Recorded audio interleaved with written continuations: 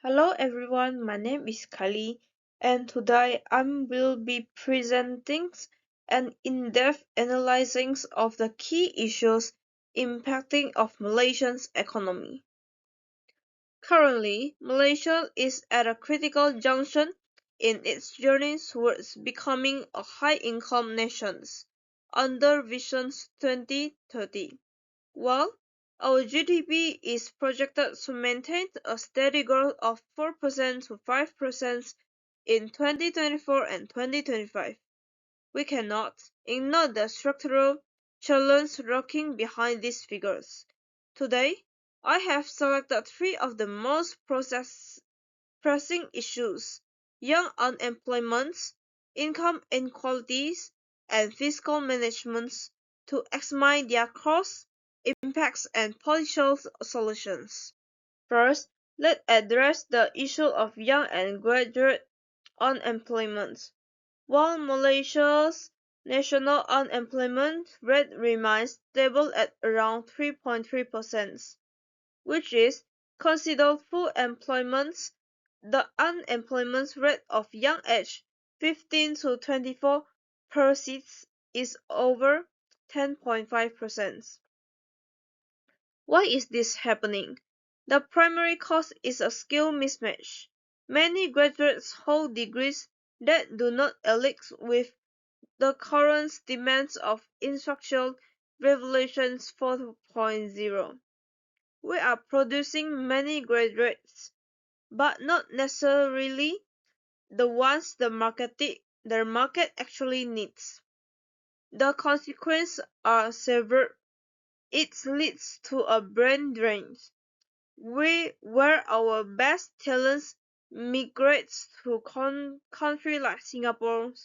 It is also result in underemployment, where degree holders ends up working in the gig economy, such as Grab or Foodpanda, just to make ends meet. My proposed solutions is for the government to strengthen interaction economies collaborations. Universities syllabus must be aligned with real-world industrial needs, and we must further promote TVT, technical and vocational education and training, to ensure students are job ready upon graduation. The second issue is income inequality. Post-pandemic, Malaysia has experienced that we call a K-shaped recovery. While the T20 grew, saw their wealth bounce back quickly. The B40 group continues to struggle with the rising cost of living. What does this mean to our community? It means a stagnation in social mobilities. Low-income families, burnt by food inflation, struggle to provide quality education for their children, which creates a vicious cycle of poverty. To tackle this, I propose the target subsidies model. We can no longer afford expensive blanket subsidies.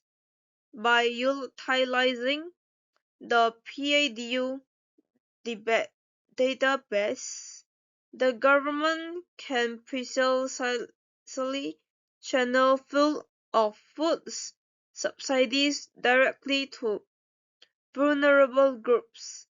This will effectively narrow the wealth gaps and allow for the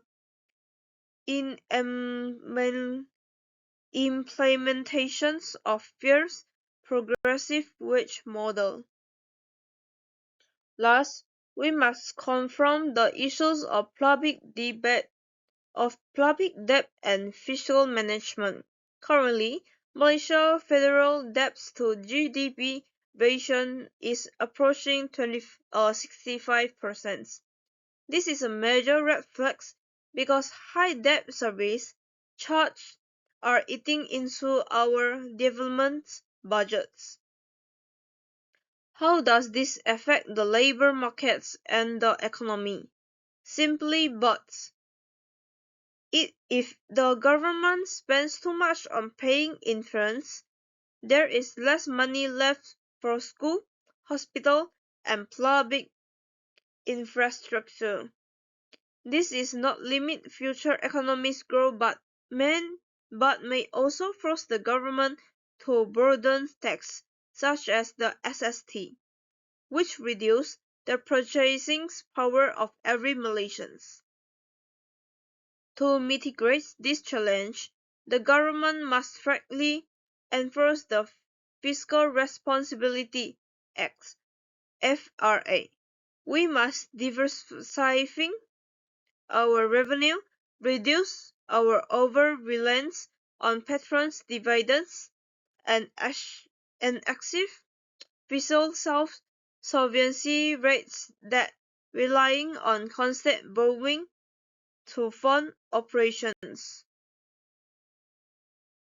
In conclusion, the future of Malaysia's economy depends not just on GDP numbers, but on the quality of that growth. By reforming our education system to solve young unemployment, utilizing data technology for fair distribution, and maintaining strict fiscal discipline, we can ensure that Malaysia becomes not just a wealthy nation, but a fair and sustainable one. Thank you for your time and attention.